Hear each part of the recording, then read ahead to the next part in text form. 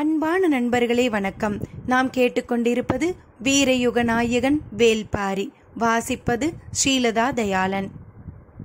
திரையர்கள் தேவாங்கை எடுத்து செல்ல முயற்சித்ததையும் பாரி அதை தடுத்ததையும் சுவாரஸ்யமாக போன பகுதியில் பார்த்தோம். இனி திரையர்களை விடுவிக்க பாரி என்ன செய்தான் என்பதனை பார்க்க கதைக்குள். செய்தி அறிந்த தென்திசை காவலன் கூழையனும் வடதிசை சென்றிருந்த முடியனும் எவ்வியூர் வந்தடைந்தனர். சேரனின் முயற்சிகளிலே கவனம் குவிந்திருந்த அவர்களுக்கு பாண்டியனின் எதிர்பாராத இந்த திட்டம் புரிந்து கொள்ள முடியாததாக இருந்தது. உண்மையில் பாண்டியன் நோக்கம்தான் என்ன என்பதனை அவர்கள் சிந்தித்து பார்க்க முடியவில்லை. இவற்றை பற்றி பேச வேண்டும் என நினைத்த தேக்கன் பாரியை தேடி வந்தான். அவனோ எவ்வியூரின் உச்சிப்பாறையின் மீதிருப்பதாக வீரர்கள் சொன்னார்கள். உச்சிப்பாறை நோக்கி சென்றான் தேக்கன். மாலை நேர கதிரவன் மறைந்து கொண்டிருந்தான். தனித்துட்கார்ந்திருந்த பாரியின் மீது பெருங்கவலை கவிந்திருந்தது.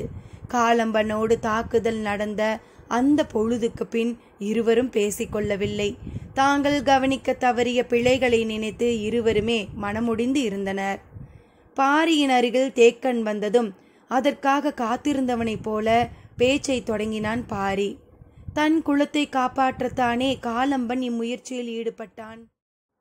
தூதுவையின் குலக்கொடிகள் நமக்கும் இரத்த உறவுதானே, அதுவும் நம் குலம்தானே, அதனை மீட்க வேண்டிய பொறுப்பும் நம்முடையதுதானே. பாரியின் சொற்கள் சரசரவென்று இறங்கின. அதைவிட வேகமாக அச்சொற்களை சுமந்து கீழிறங்கிக் கொண்டிருந்தான் தேக்கன். அத்தியாயம் 49. ஒரு வாரத்திற்கு பின்னர் புறப்பட்டனர். நஞ்சு தாக்குதலிலிருந்து விடுபட தொடர்ந்து சிகிச்சை தேவைப்படுபவர்களும் மிக கடுமையாக காயம்பட்டவர்களும் எவ்வியூரிலேயே தங்க வைக்கப்பட்டனர். ஓரளவு சமாளிக்கக்கூடிய காயங்களோடு இருக்கும் 16 பேர் புறப்பட்டனர். அவர்களின் தோளிலே 40 தேவாங்கு விலங்குகள் அடைக்கப்பட்ட 2 கூடைகள் கட்டப்பட்டன. திரையர்களின் இக்கூட்டத்திற்குள் பரம்பின் வீரர்கள் 60 இணைந்தனர். நீலன் உள்ளிட்ட அவர்கள் 6 பேரும் நல்ல உடல்வாகு கொண்டவர்கள்தான். அப்படிப்பட்டவர்களை தேர்வு செய்துதான் இக்கூட்டத்தோடு இணைத்தான் பாரி. ஆனாலும் திரையர்களுக்கும் அவர்களுக்கும் இடையே இருக்கும் வேறுபாடு எளிதில் தெரியக்கூடியதுதான். இவர்களுக்கு இன்னல் ஏதும் வந்துவிடாதா என்று காலம்பன் பதறிய பொழுது பாரி சொன்னான். எதிரிகளின் கவனம் முழுவதும் தேவவாக்கு விலங்குகளின் மீதுதான் இருக்கும். வெற்றி களிப்பில் இருக்கும் அவர்களின் கண்களுக்கு இந்த வேறுபாடு எதுவும் தெரியாது. கை கால்களில் அடிபட்டு உடல் நெளிந்து குறுகி நிற்கும் பலருக்கு இடையேதான் இவர்கள் இருக்கப் போகிறார்கள். எனவே கவலை வேண்டாம் என்று சொல்லிய பாரி சற்றே நிறுத்திவிட்டு சொன்னான். ஒருவேளை இவர்கள் கண்டறியப்பட்டால் எப்படி மீள்வது என்று அவர்களுக்கு தெரியும். இந்த 60 நீலன் மட்டுமே சிறந்த வீரன். மற்றவர்களும் திறன் மிக்கவர்கள்தான். ஆனால் போரிடுவதில் அல்ல. அதற்குத்தான் நீங்கள் இருக்கிறீர்களே என்று சொல்லி வழி அனுப்பினான். எவ்வியூரிலிருந்து அவர்கள் புறப்பட்டனர். நாள்கள் அதிகமானதால் ஐயம் வந்துக்கு விடக்கூடாது என கருதி எங்கும் தங்கவில்லை. ஓர் இரவு 2 பகல்களில் 3 மலைகளையும் கடந்து அடிவாரம் வந்தனர். பரம்பின் எல்லையை விட்டு அகன்று சமதள காட்டின் உட்பகுதியில் இருந்த கல் மண்டபத்திற்கு தன் கூட்டத்தோடு வந்து சேர்ந்தான் காலம்பன். அவனது வரவை எதிர்நோக்கி இருந்தனர் பாண்டிய நாட்டு வீரர்கள். காலம்பன் 2 கூடைகளில் எண்ணற்ற தேவாங்குகளோடு வந்தது அளவற்ற மகிழ்ச்சியை தந்தது. அனைவரையும் தேரிலே ஏற்றி உடனடியாக மதுரை நோக்கி புறப்பட்டனர். மணவிழா முடிந்து 3 வாரங்கள் ஆகியிருந்தன. தனது வாழ்வில் காணாத பெருவிழாவினை கண்டு முடித்த மதுரை இயல்பு நிலைக்கு திரும்பிக் கொண்டிருந்தது. பெரும்பாலான விருந்தினர்கள் விழா முடித்து புறப்பட்டு விட்டனர். மிக சிலர் மட்டுமே இன்னும் இருக்கின்றனர். பொற்சுவை இப்போது பாண்டிய குல இளவரசி. இப்பேரரசின் குல வழக்கமும் அரசு விதிகளும் எளிதில் புரிந்து கொள்ளக்கூடியவை அல்ல.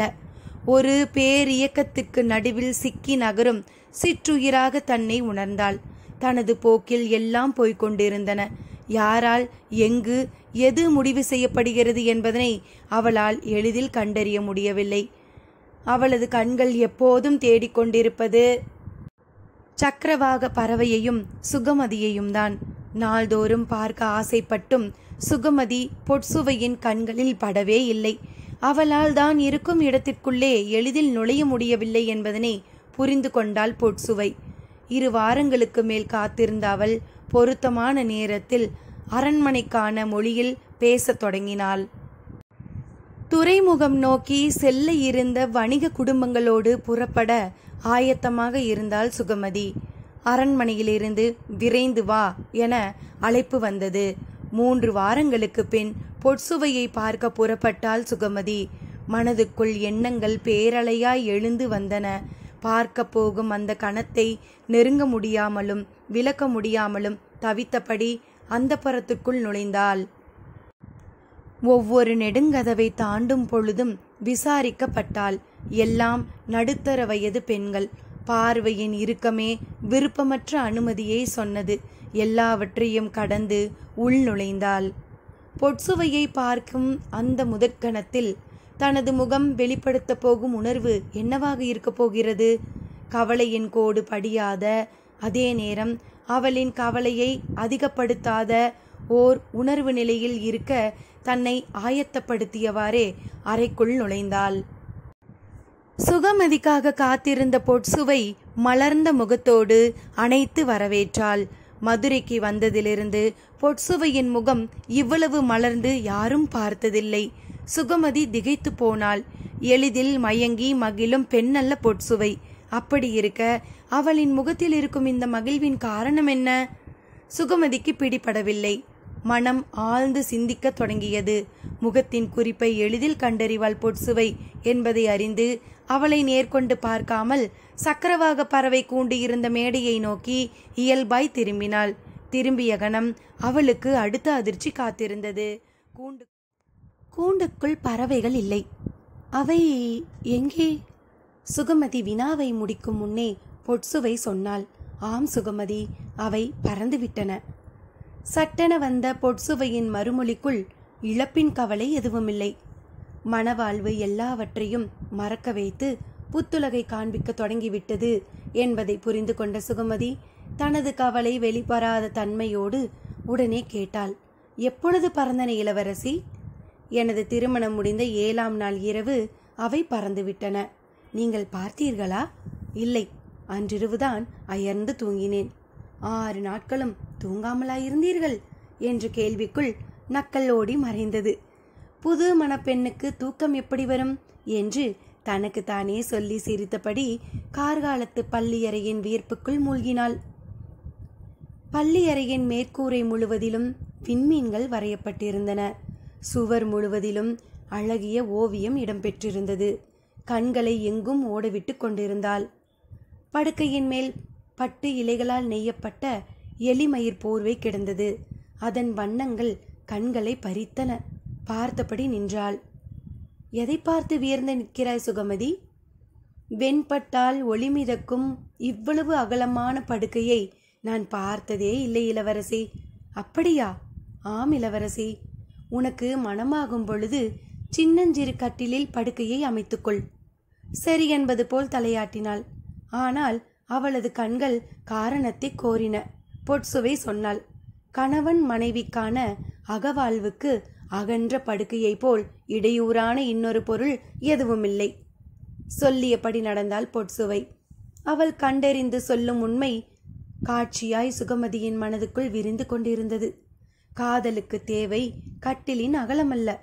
இது பறக்க வேண்டிய இடமல்ல, புதைய வேண்டிய இடம். அது தெரியாத மூடர்களே அறையின் பாதியை கட்டிலாக செய்கிறார்கள். பொற்சுவையின் விளக்கம் சுகமதியை மயக்கியது. கட்டில் செய்த கலைஞனின் மீதான அவளது கோபத்தை நினைத்து உள்ளுக்குள் மகிழ்ந்தாள் சுகமதி. வாழ்வின் இன்னொரு வாசலில் வழியே உள் நுழைந்து விட்டாள் என்பது பொற்சுவை உதிர்க்கும் ஒவ்வொரு சொல்லிலும் வெளிப்படுகிறது. அதனை நினைத்து மகிழ்ந்தபடியே அவளை பின்தொடர்ந்தாள் சுகமதி. அறையை விட்டு வெளியில் வந்தாள் பொற்சுவை. சக்கரவாக பறவை கூண்டருகில் நின்றபடி சொன்னாள். மழையோடு வந்த பறவைகள் மழையோடு நிற்கும்போது மழை பெய்யும் பகுதிக்கு மழையோடு சேர்ந்து போய்விடுகின்றன. அவற்றின் இறகுகள் எப்பொழுதும் ஈரத்துடனே இருக்கின்றன. அவற்றின் அழகை விட்டு மழையின் வாசனை மறைவதே இல்லை. மழை நீர் மட்டுமே அருந்துகின்றன. மற்ற பறவைகளைப் போல இவையும் முட்டியிட்டு அடைக்காத்துதான் குஞ்சு பொரிக்கின்றன. ஆனால் மழை துளிப்போடு முட்டையோடு உடைந்து குஞ்சு வெளிவரும் நிகழ்வு இவற்றுக்குதான் நிகழ்கின்றன. பொட்சுவை சொல்லி முடிக்கும் முன் சுகமதி கேட்டாள், மழைக்காலம் இன்னும் முடியவில்லையே, அதற்குள் ஏன் பறந்துவிட்டன? காதல் கொள்வதற்கும் மழைக்காலம் முடிவதற்குள் பறப்பதற்கும் என்ன தொடர்பு இருக்கிறது? சுகமதியின் வினாவை தனது அசட்டு சிரிப்பால் எதிர்கொண்ட பொட்சுவை சொன்னாள். படுக்கையில் தனித்திருக்கும் ஒருத்தியை எத்தனை இரவுகள்தான் அவற்றால் பார்த்து கொண்டிருக்க முடியும்? இதை கேட்டவுடன் அதிர்ந்தாள் சுகமதி. இதுவரை பொட்சுவை பேசிய சொற்களுக்கும் மலர்ந்திருக்கும் அவளது முகத்திற்கும் காரணம் அறிய வந்த பொழுது நடுங்கி நின்றாள். அவர்களின் தேர் மாலைக்குள் கோட்டையின் மேற்கு வாசலுக்குள் நுழையும் என்று முன்வந்த வீரன் செய்தி சொன்னான். அச்சொல்லில் இருந்து பரவிய பரபரப்பு நம்ப முடியாதவற்றை நம்ப போகும் பொழுதுக்காக ஆயத்தமாயினர். இளவரசன் பொதிய வெப்பன் மகிழ்ச்சியின் உச்சத்தில் இருந்தான். வெற்றி செருக்கோடு இருந்த கருங்கை வாணன் அவர்களின் நுழைவை எதிர்பார்த்து மேற்கு வாசல் மாடத்திலே காத்திருந்தான். பேரரசர் குலசேகர பாண்டியனை இவ்வளவு மகிழ்வோடு யாரும் பார்த்ததே இல்லை. முசுகுந்தர் போன்ற நெடுங்காலம் அவருக்கு அருகிலேயே இருக்கும் மனிதர்களுக்கே அது வியப்பாக இருந்தது. மகிழ்வோ துக்கமோ உணர்ச்சியை எளிதில் காட்டிக்கொள்ளாதவர் பேரரசர். அவரது முகக்குறிப்பிலிருந்து அவரை கணித்துவிட முடியாதென்பது பலரும் அறிந்த உண்மை. ஆனால் இன்று பேரரசரின் உடலும் மனமும் பூரிப்பில் திளைத்தன. அதற்கு காரணம் இல்லாமல் இல்லை. உலகமே வியக்கும் அளவிற்கு மிக சிறப்பாக நடந்து முடிந்த திருமணம். அத்திருமணத்தை முன்னிட்டு கடல் வணிகத்திற்கு அச்சாணி போன்று திசை காட்டும் விலங்கொன்றை கண்டறிந்தது. அதனை எடுத்து வர எந்த வாய்ப்பும் இல்லை என்று கவலைப்பட்ட பொழுது மிக சரியான திட்டமிட்டு அதனை எடுத்து வந்தது என எண்ணற்ற காரணங்கள் ஒன்று சேர்ந்து கொண்டன. அதனால்தான் பேரரசர் மகிழ்ச்சியின் உச்சத்தில் திளைக்கிறார் என வெள்ளிக்கொண்டார் நினைத்தார். ஆனால் முசுகுந்தர் தான் இன்னும் ஆழத்துக்கு போய் சிந்தித்தார். யாரும் உள்நுழைய முடியாத இடமென கருதப்பட்ட பரம்பிக்குள் செல்லும் ஆற்றலை நாம் மெய்ப்பித்துள்ளோம். இன்று வரை பிற பேரரசுகளால் நினைத்து பார்க்க முடியாத செயலது என்று எண்ணினார். கடற்பரப்பில் பாண்டிய நாட்டின் ஆற்றல் பன்மடங்கு உயரப்போகிறது. வணிகத்திலும் அரசியலிலும் அது ஏற்படுத்த போகும் தாக்கம் அளவிட முடியாததாக இருக்கும். இத்திருமணம் எந்த நோக்கத்தை உள்ளீடாக கொண்டிருந்ததோ அந்த நோக்கம் கனிந்து பழுக்க தொடங்கியுள்ளது. முசுகுந்தரின் எண்ணங்கள் ஓடிக்கொண்டிருந்தன. ஒன்றுடன் மற்றொன்று சேரும் பொழுது இரண்டாகும் என்றுதான் பலரும் நினைக்கின்றனர். ஆனால் அப்படி நடப்பதில்லை. இரண்டு ஆற்றல்கள் இணையும் பொழுது அவை பலவாகத்தான் மாறுகின்றன. நாம் எண்ணி பார்க்க முடியாத மடங்குகளாக அவை பரிணமிக்கின்றன. தனது இருக்கையிலிருந்து எழுந்த பேரரசர் மாளிகையின் மேன்மாடம் நோக்கி நடந்தார். அவரின் முகக்குறிப்பறிந்து முசுகுந்தர் பின் சென்றார். தேவாங்கினை கொண்டு வருவதற்குள் வந்து சேரும் நேரம் வரை பொழுதை கடப்பது கடினமாகவே இருக்கிறது. இட்டு நிரப்ப முடியாத காலத்தை கையில் வைத்துக்கொண்டு தத்தளித்தனர் இருவரும். மனம் அதனை எவ்வளவு எதிர்பார்க்கிறது என்பதனை எதிர்ப்படும் ஒவ்வொரு கணமும் சொல்லியது. பேரரசர் மேலேறி வரவும் காவல் வீரர்கள் அகன்று விலகினர். மாடத்தில் இருந்த புறாக்கள் படபடத்து வெளியேறின. அவற்றை பார்த்தபடி பேரரசர் கேட்டார், புதிய வரவு அறிந்து ஏற்கனவே நிலை கொண்டவை விலக வேண்டியது விதிதானே? முசுகுந்தர் சற்றே திகைத்தார். மகிழ்வின் ஆழத்திற்குள் இருந்தபடியே அடுத்த கட்டத்திற்கு பேரரசர் ஆயத்தமாகிக் கொண்டிருக்கிறார் என்பது புரிந்தது. எப்பொழுதும் போல் முகம் பார்த்து கணிக்க முடியாத இடத்தில்தான் இப்பொழுதும் அவர் இருக்கிறார் என்பதனை முசுகுந்தர் உணர்ந்தார். என்ன அமைதியாயிருக்கிறாய்? தாங்கள் சொன்னதை பற்றிதான் சிந்தித்து கொண்டிருக்கிறேன் பேரரசே. வீரர்களைப் போல தள்ளி நிறுத்த வேண்டியது யாரை?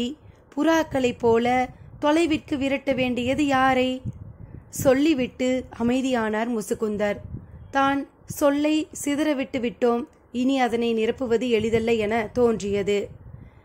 யவனர்கள், சூழ்கடல் முதுவன் ஆகிய இரு பெரும் ஆற்றல் கொண்டோரோடு விளையாடிய வேண்டிய விளையாட்டிது. இதில் யாரை அருகில் வைப்பது, யாரை தொலைவில் வைப்பது? பேரரசர் என்ன நினைக்கிறார்? அதனை அறியாமல் எதுவும் சொல்லிவிடக்கூடாது என மனம் திணறியது. உலகில் எங்கும் இல்லாத முத்துக்களை உடையது பாண்டிய நாடு. என்ன விலை கொடுத்தேனும் அம்முத்துக்களை வாங்கி மகிழும் யவனர்கள். இவை இரண்டுக்கும் இடையில் பரவி கிடக்கும் பெருங்கடலை விடாது கடக்கும் வணிகர்கள். இம்மூன்றின் வரிசை நிலைப்படி மாற்றம் வரும் சூழல் உருவாகிற போகிறது. இதில் யாரை எங்கு நிறுத்துவது என்பதே தலையாய முடிவு. நாம் கண்டறிந்து கைப்பற்றியுள்ளதோ வணிகர்களையும் யவனர்களையும் ஒரு சேர திகைக்க வைக்கப் போகிறது. கடலை வெல்லும் கண்டுபிடிப்பு இது.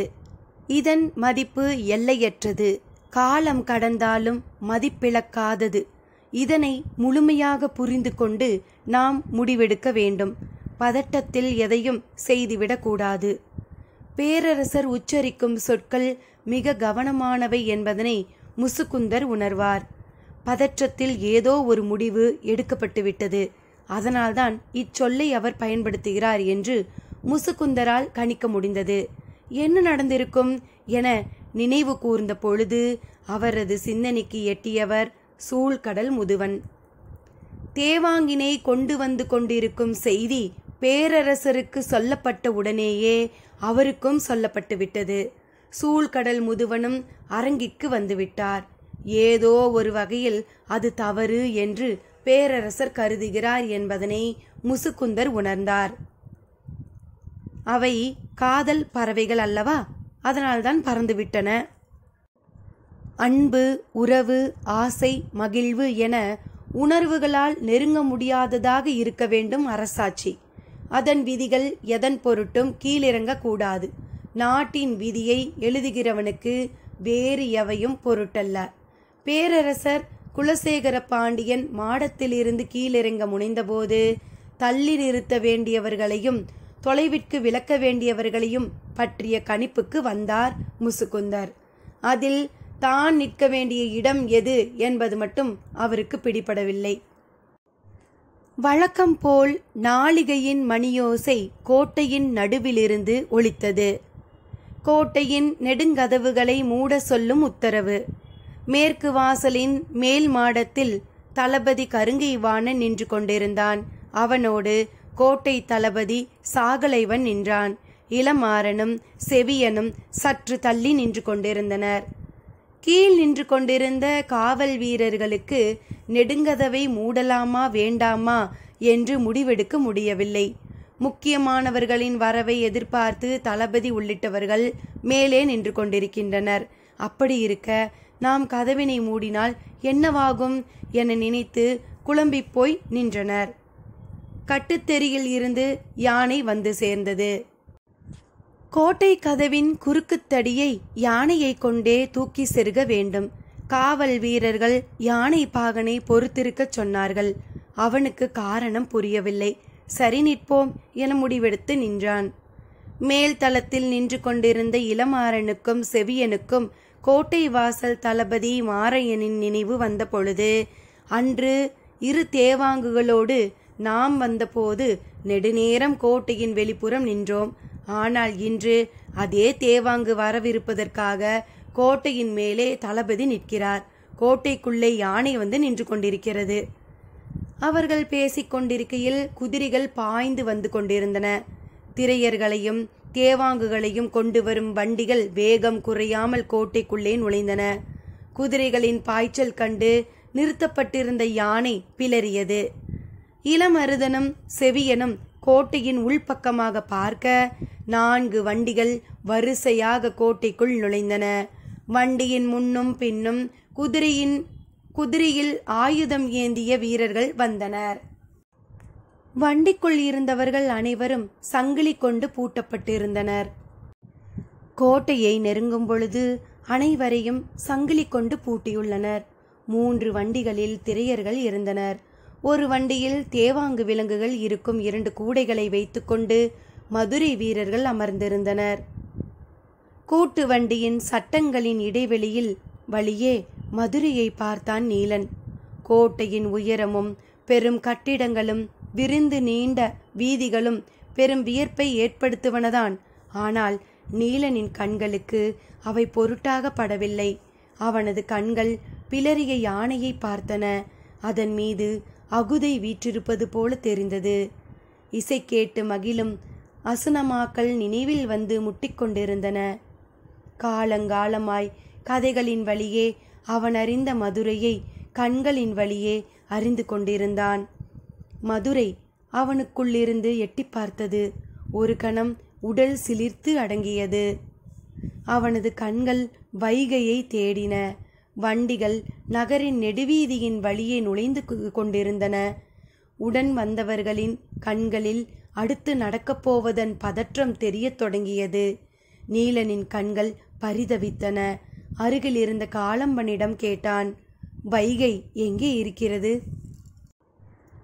ஏதோ ஒரு திசையை சொன்னார்களே என்று காளம்பன் சிந்தித்து கொண்டிருக்கையில் வண்டிகள் நின்றன. அனைவரும் கீழே இறக்கப்பட்டனர். மதுரையின் வீரர்கள் தேவாங்குகள் இருந்த கூடைகளை சுமந்தபடி அரண்மனைக்குள் சென்றனர். சிறிது நேரம் கழித்து திரையர்களை கவச வீரர்கள் சூழ்ந்தபடி வண்டியிலிருந்து இறக்கி தொலைவில் இருந்த மாளிகை ஒன்றில் நிறுத்தினர். பேரரசரின் தனித்த மாளிகை. அலங்கார வேலைப்பாடுகளில் இதற்கு இணை சொல்ல ஏதும் இல்லை. குலசேகர பாண்டியன் தனது இருக்கையில் அமர்ந்திருக்க அவரின் கண்முன்னால் பரம்பு நாட்டின் தேவாங்கு விலங்குகளை கொண்டு வந்து இறக்கினர் வீரர்கள். இக்காட்சியை பார்க்கும் யாவரும் மெய்சிலிர்த்து உறைந்தனர். இது நடந்துவிட்டது என்பதை மனம் இன்னும் நம்ப மறுத்து கொண்டுதான் இருந்தது. ஆனால் கண்களுக்கு முன்னால் 40 தேவாங்குகள் இருந்தன. 2 இடுப்பில் தோல் கொண்டு கட்டி மாமன்னரின் கைத்தொட தாங்கி நின்றனர் வீரர்கள்.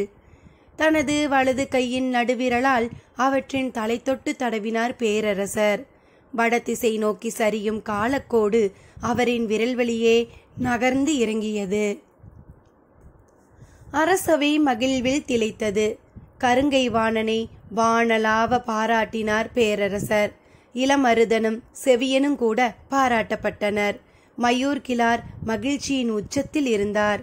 பொதிய வெப்பனின் கண்கள் அந்த விலங்குகளை விட்டு அகலவே இல்லை. பாண்டிய பேரரசரின் வளமிக்க எதிர்காலத்தை அவற்றின் வட்ட வடிவ கண்களுக்குள் பார்த்து கொண்டிருந்தான்.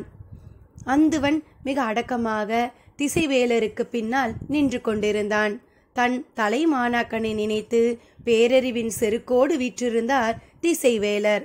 கூடையில் இருந்த ஒரு தேவாங்கை பிடித்து வந்து அவரின் கைகளில் ஒப்படைத்தான் மாணவன் ஒருவன்.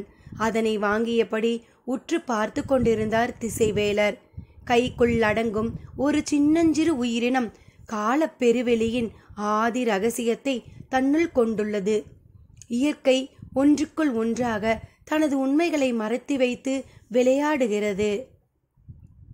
இவற்றையெல்லாம் கண்டறிவதும் இணைப்பதும் புரிந்து கொள்வதும் எவ்வளவு சுவையூட்டக்கூடிய ஒன்று.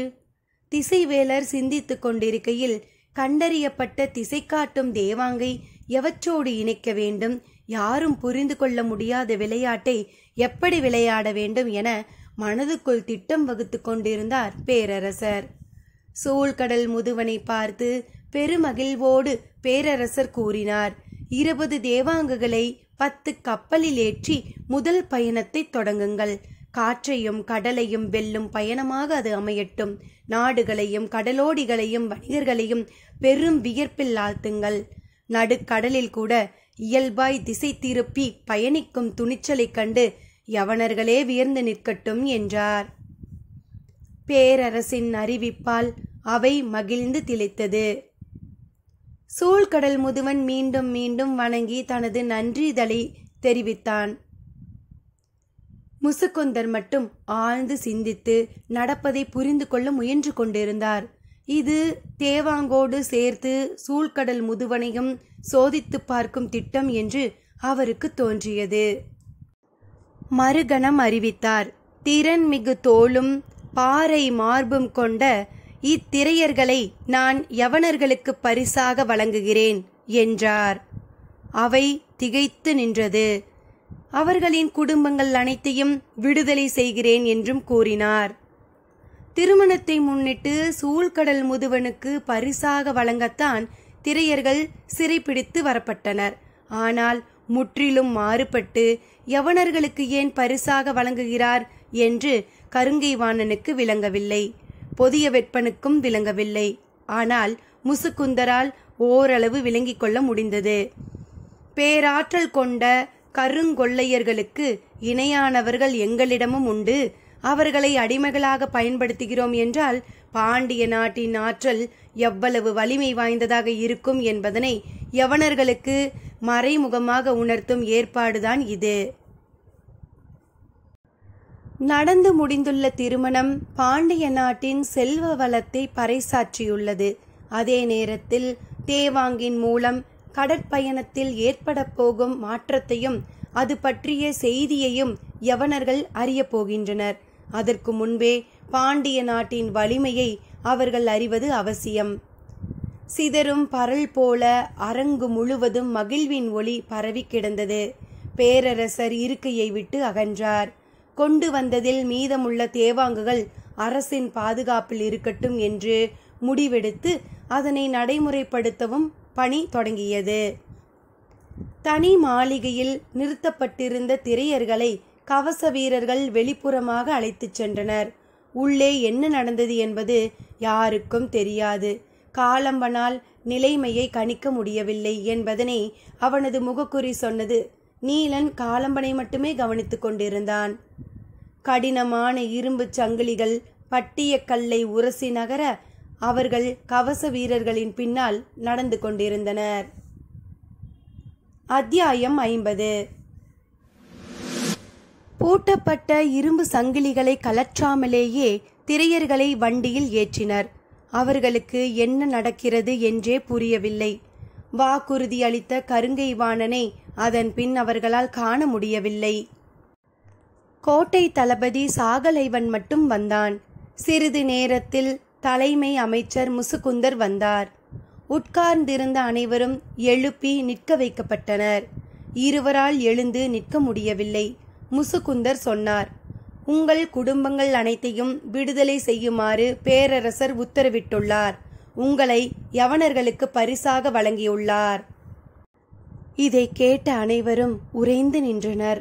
கொடுத்த வாக்கினை மதிக்கத் தவறும் மனிதர்களிடம் பேச என்ன இருக்கிறது என்று காலம்பனுக்கு தோன்றியது.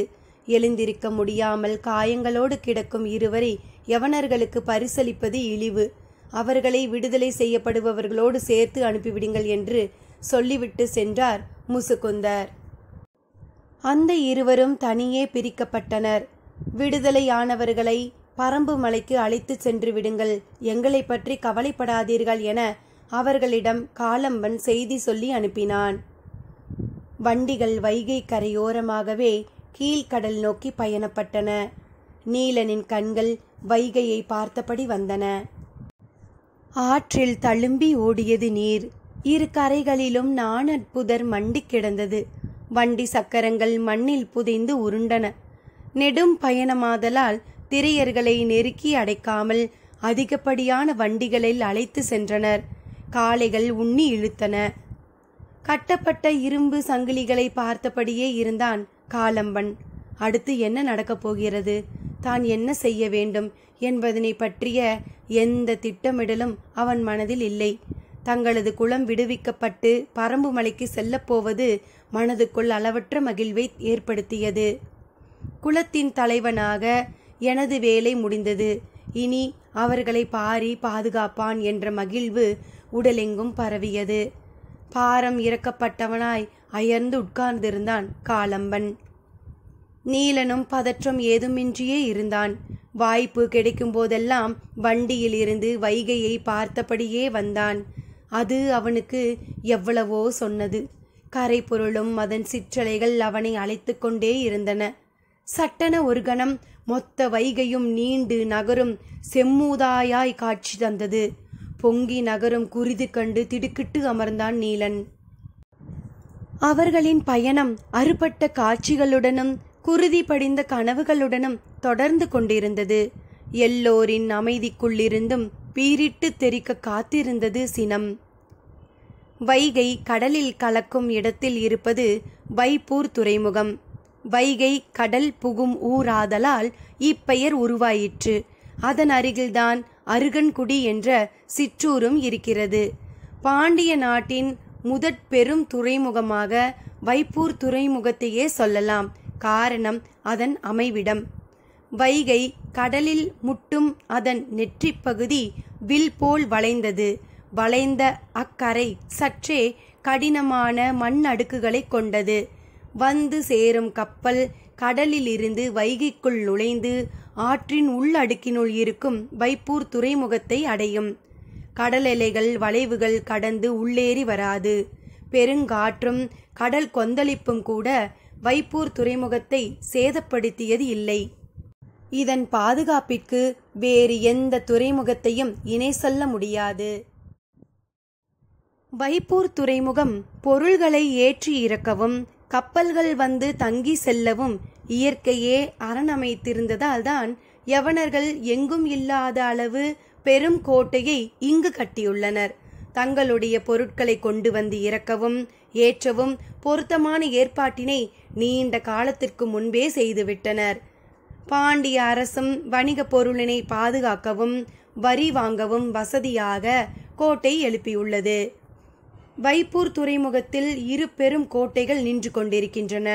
இத்திருமணத்திற்காக யவன பெருவணிகன் வெஸ்பானியன் தலைமையில் பலரும் அணிதிரண்டு வந்திருந்தனர்.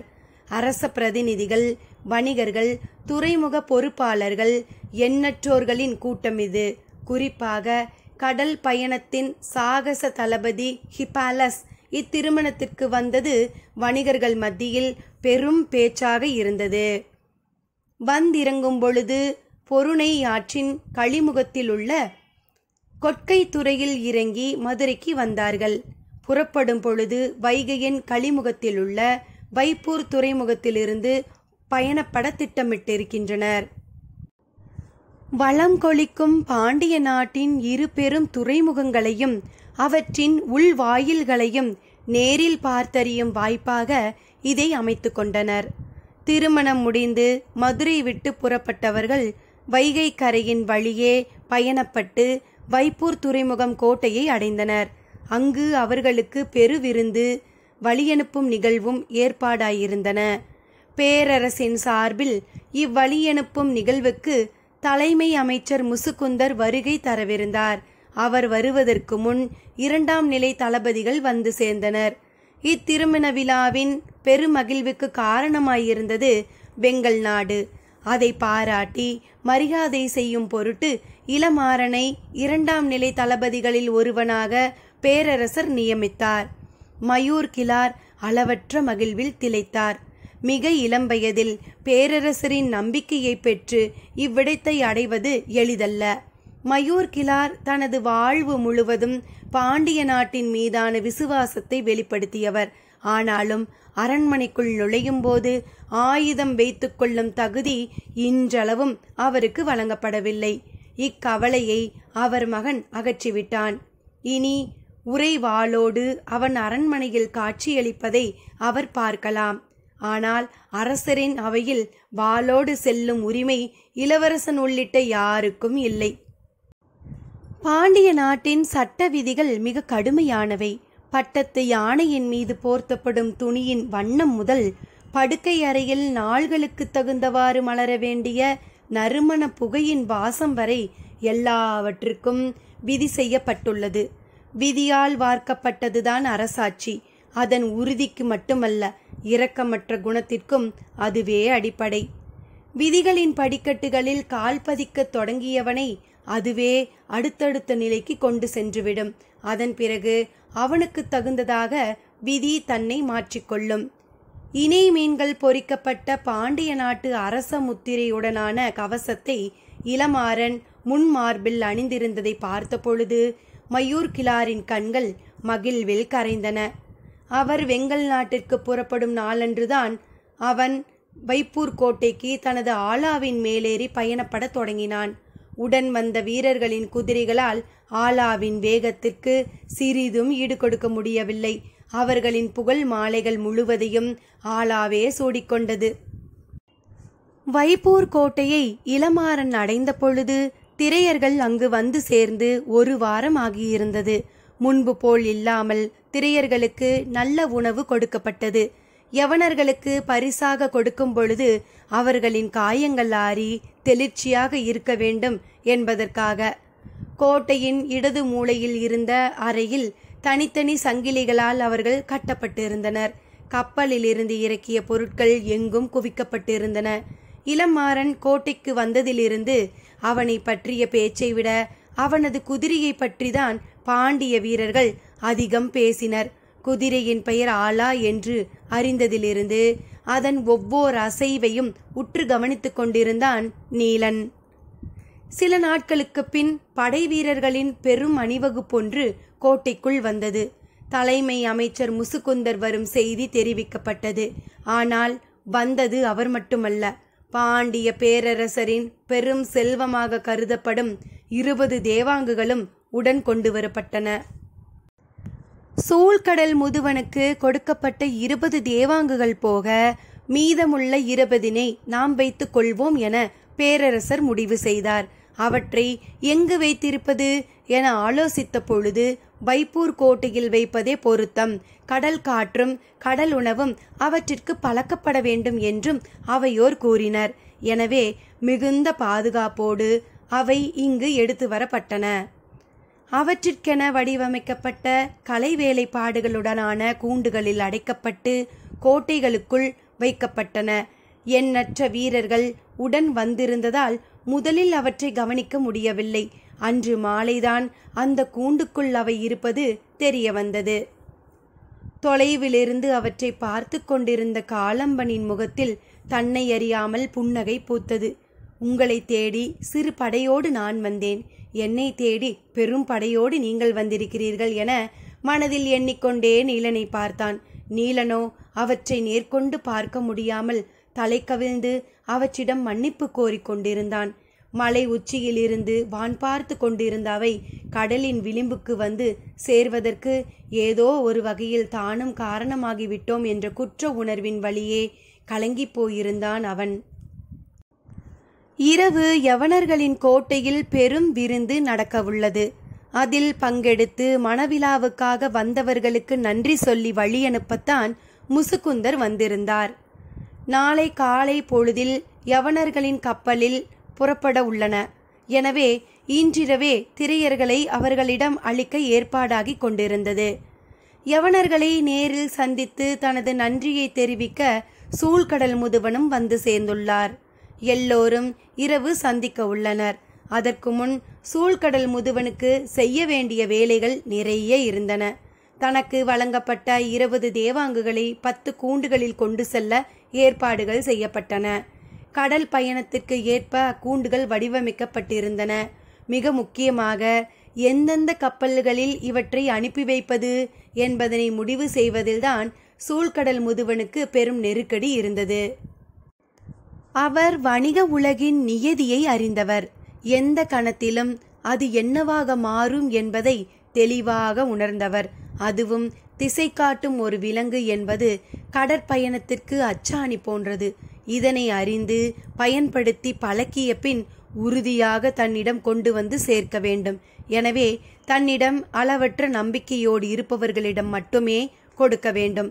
அதே நேரத்தில் எல்லா திசைகளிலும் செல்லும் கப்பல்களில் இவ்விலங்குகள் சென்றாக வேண்டும். சிறிய கலங்கள், பெரிய கலங்கள், நாவாய்க்கள், சீரிப்பாயும் தன்மை கொண்ட வங்கம் என பல வகைப்பட்ட கப்பல்களில் இவற்றை அனுப்ப வேண்டும். அப்பொழுதுதான் இதனை முழுமையாக நம்மால் கணிக்க முடியும். மிக தொலைவில் உள்ள தீவுகளுக்கு பெருங்கலங்களே போகின்றன. ஆனால் பெருங்கலங்களை உடைய வணிகர்கள் ஏதோ ஒரு வகையில் தன்னுடைய போட்டியாளராக வரும் வாய்ப்பினை கொண்டவர்களாக உள்ளனர். எந்த நாட்டின் மன்னன் எந்த வணிகனை எப்பொழுது ஆதரிப்பான் என்பதனை கணிக்க இயலாது. அரசியல் நிலை எப்பொழுதும் கடலை விட கொந்தளிப்பு மிக்கது, வணிகத்தை விட சூழ்ச்சி நிறைந்தது. எனவே எல்லாவற்றையும் கணக்கில் எடுத்துக்கொண்டு சூழ்கடல் முதுவன் திட்டமிட்டான். இரளி தீவுக்கும் தெங்கின் தீவுக்கும் செல்லவிருந்த பெரிய கலங்களில் தேவாங்கின் கூட்டினை ஏற்றினான். குசைன் தீவுக்கு பயணம் செல்ல இது பொருத்தமான காலமல்ல. அக்கடலில் அவ்வப்பொழுது வீசி செல்லும் காற்று கலங்களை எளிதில் திசை மாற்றம் செய்துவிடும். அதன் பின் கலங்களால் நிலை திரும்ப முடியாது. ஆனால் இப்பொழுது தேவாங்கு இருப்பதால் அக்கவலை இல்லை. காற்றால் திசை மாறினாலும் மீண்டும் திசை அறிந்து கொள்வது எளிது.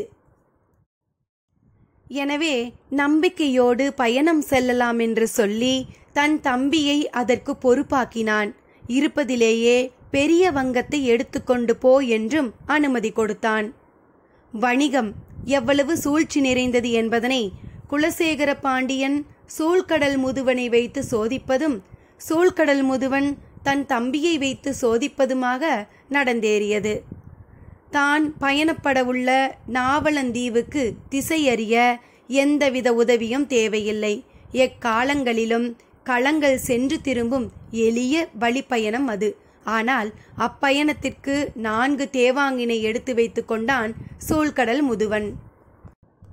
யவனர்களுக்கான இன்றிரவு நடைபெற உள்ள விருந்தில் வணிகர்கள் பலரும் கலந்து கொள்ள உள்ளனர். இந்நிகழ்வு முடிந்த பின் நாளை காலையிலிருந்து களங்கள் எல்லாம் வைப்பூர் துறைமுகத்திலிருந்து புறப்பட்டு வெளியேற உள்ளன. சூழ்கடல் முதுவன் விருந்தில் கவனம் கொண்டிருந்த அதே நேரத்தில் இன்னொன்றிலும் மிக கவனமாக இருந்தான். தேவாங்கினை எடுத்துச் செல்ல தேர்வு செய்யப்பட்ட கப்பல்கள் இன்று நள்ளிரவிலேயே புறப்படுவதற்கான ஏற்பாட்டினையும் செய்திருந்தான். பேரரசர் விதித்த கட்டளைகள் மிக முக்கியமானவையாக இருந்தன. முதற்கட்ட பயணம் முடியும் வரை இவை பிற வணிகர்களுக்கு தெரியாமல் இருப்பது முக்கியம் என்று கூறியிருந்தார். இரவு நெருங்கியது. வைப்பூர் துறைமுகம் கணக்கில்லாத களங்களால் நிரம்பி வழிந்து கொண்டிருந்தது. யவனர்களின் நாவாய்கள் நாளை புறப்படுவதற்காக ஏற்பாடாகி கொண்டிருந்தன. பெரும் வடிவத்தில் அசைந்தாடும் யவன நாவாய்களை பார்ப்பதே பேரழகு. துறைமுகத்தின் கரையில் பாதி தொலைவுக்கு மேல் யவன நாவாய்களே நின்றிருந்தன. அவற்றின் அகலமும் உயரமும் கரையிலிருந்து பார்ப்பவரை திகைக்க செய்யக்கூடியது. நெடுந்தொலைவு செல்ல வேண்டிய பயணமாதலால் 2-3 பாய்மரங்களை கொண்டதாக இருக்கும். கப்பலின் வலப்புறம் துறைமுக பகுதி, அதாவது துறைமுக மேடையை ஒட்டி நிறுத்த வேண்டிய பகுதி. இடப்புறம் மீகான் மேலேறி நின்று பார்க்கக்கூடிய கூம்பு வடிவ மேடை அமைக்கப்பட்டுள்ள பகுதி. பெருங்கப்பல்களில் இம்மேடையின் உயரம் பாய்மரத்தின் உயரத்தில் 1/3 பங்கு இருக்கும். அது சிறு களங்களில் ஏற்றப்படும் பாய்மரத்தின் உயரத்திற்கு நிகரானது. களங்களின் முன்புறம் இருக்கும் சுக்கானின் மேடையும் அதே போன்ற தன்மையுடையதுதான். பாய்மரத்தின் மேலிருந்து எங்கும் இழுப்பட்டு விடைத்திருக்கும் கயிறுகள் ஒரு கோணத்தில் மீட்டத் தயாராக இருக்கும் யாழ் நரம்புகள் போன்றே காட்சியளிக்கும்.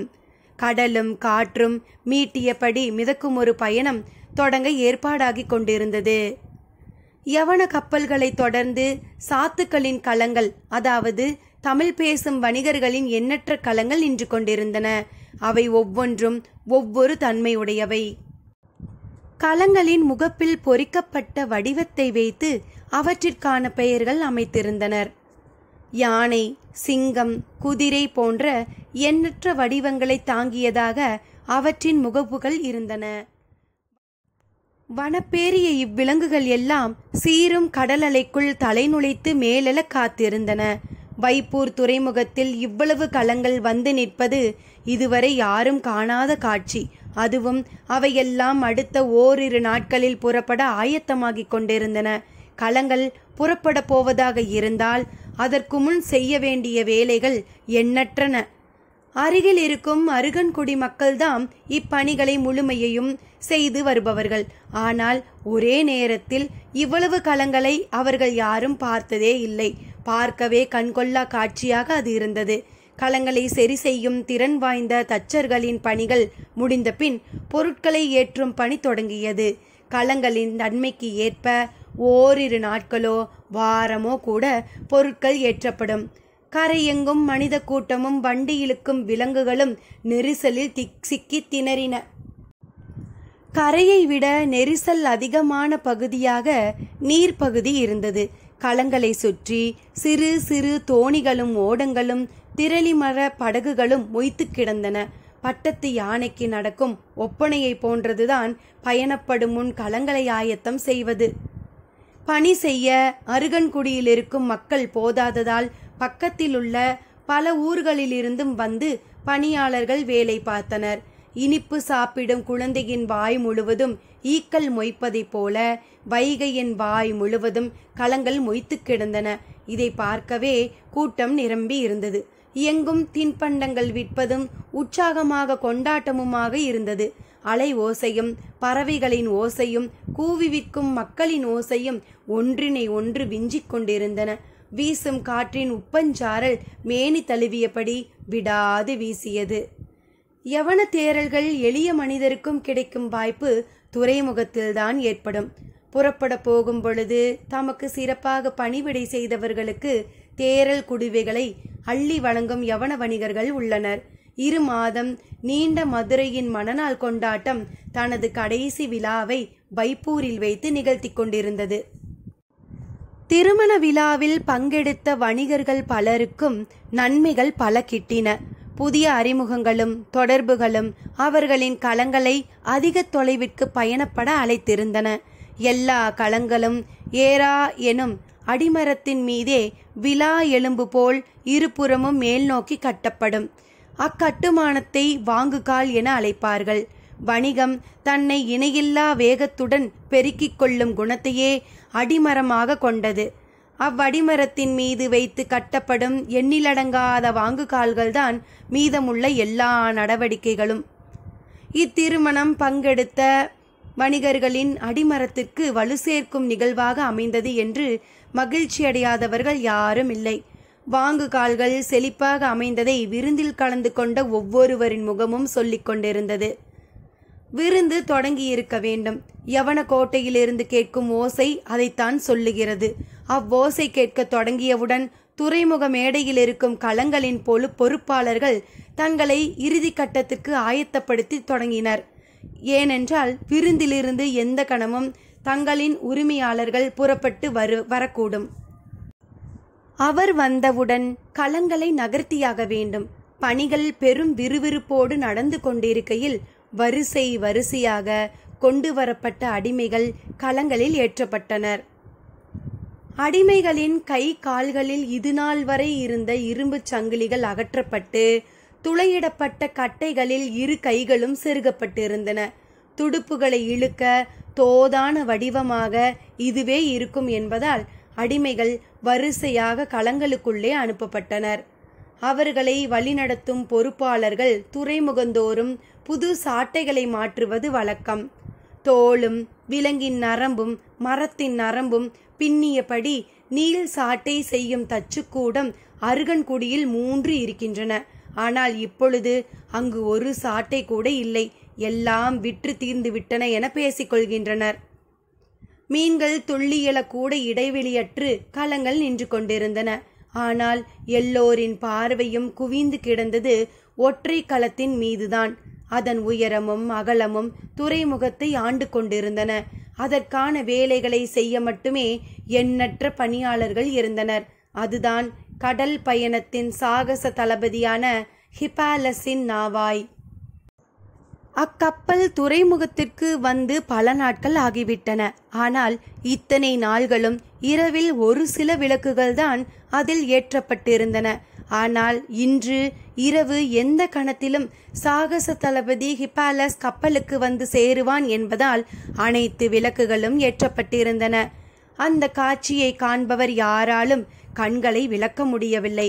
அலைகளுக்கு நடுவே ஓர் அரண்மனை மிதந்து கொண்டிருப்பதை போல இருந்தது. வைகை தனது மேனியெல்லாம் ஒளியை கொண்டு வந்து கடலில் கலப்பது போல் தோன்றியது. ஹிப்பாலஸின் கப்பலில் அடிமைகள் எல்லோரும் ஏற்றப்பட்டவுடன் அக்கதவை பொறுப்பாளன் மூடத் தொடங்கினான். அது அடிமைகளை ஏற்றுவதற்கான கதவு. இனி அடுத்த துறைமுகத்தில்தான் அதை திறப்பார்கள். கதவை பொறுப்பாளன் மூடிய பொழுது ஒருவன் வேகமாக ஓடி வந்து சொன்னான், இப்புதிய அடிமைகளையும் உள்ளே அனுப்பு. அவன் திரும்பி பார்த்தான். கருங்கொள்ளையர்களுக்கு இணையான உடல்வாகு கொண்டவர்களாக அவர்கள் இருந்தனர். வந்தவன் சொன்னான், பாண்டிய நாட்டின் பரிசு பொருளாக நம் தளபதிக்கு இவ்வடிமைகளை தந்துள்ளனர் என்றான். அவன் மேலும் கீழும் பார்த்தான். கைகளில் இருந்த இரும்பு சங்கிலி அகற்றப்பட்டு துளையிடப்பட்ட மரக்கட்டைகள் செருகப்பட்டிருந்தன. போதுமான அடிமைகளை உள்ளே அனுப்பி முடித்துவிட்டேன். சரி, இவர்களை மேல்தளத்திற்கு கொண்டு போய் என்றான். வந்தவன் அவர்களை மேல்தளத்திற்கு அழைத்துச் சென்றான். புதிதாக வந்துள்ள அடிமைகளை சோதனை செய்ய எத்தனையோ வழிமுறைகள் உண்டு. கப்பல் பயணிக்கும் போது பேரலைகளுக்கு நடுவே அவர்களை மேலிருந்து தூக்கி எறிவது அதில் ஒரு வகை. வீசப்பட்டவன் கடலில் மூழ்காமல் எவ்வளவு நேரம் தாக்கு பிடிக்கிறான் என்பதனை பொறுத்து அவனை மீண்டும் கப்பலில் ஏற்றலாமா அல்லது அப்படியே கடலுக்குள் விட்டு விடலாமா என்பதனை கூம்பு வடிவ கூண்டின் மேலிருந்து மீகான் முடிவு செய்வான். திரையர் கூட்டம் நாவாயின் மேல்தளத்திற்கு கொண்டு செல்லப்பட்டு மீகானின் மேடை அருகே நிறுத்தப்பட்டனர். 2ஆம் பாகம் முற்றிற்று. திரையர்கள் தப்பினரா? தேவவாக்கு விலங்குகள் திசை காட்டினவா? அடுத்து பாரி என்ன செய்ய போகிறான் என்பதனை சுவாரஸ்யமாக 3ஆம் பாகத்தில் தொடரலாம், சிறிது இடைவெளியில். நன்றி நண்பர்களே.